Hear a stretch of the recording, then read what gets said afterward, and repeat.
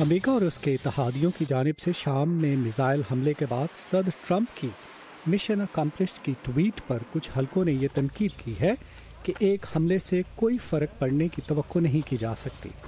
تاہم white house کا کہنا ہے کہ امریکہ اور اس کے اتحادیوں نے وہ ہدف حاصل کر لیا ہے جس کے لیے یہ کارروائی کی گئی تھی.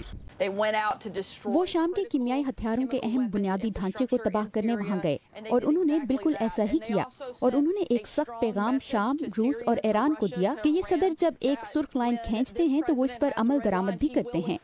وائٹ ہاؤس نے اس تنقید کو بھی مسترد کیا کہ صدر ٹرمپ شام میں امریکہ کے کردار کے بارے میں کوئی واضح پالیسی نہیں رکھتے. وائٹ ہاؤس کی ترجمان کے مطابق امریکی صدر کا مقصد داعش کی شکست ہے. دوسری جانب شام اور اس کے اتحادی روس کسی کیمیائی ہتھیار کے استعمال کے الزام کو مسترد کرتے ہیں.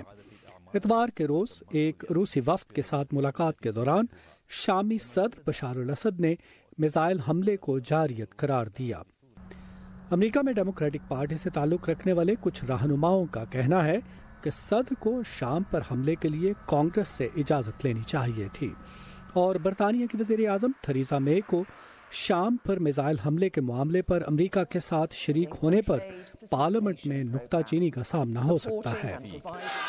کچھ یورپی سیاسی رہنما اس حملے کے قانونی جواز پر سوالات اٹھا رہے ہیں.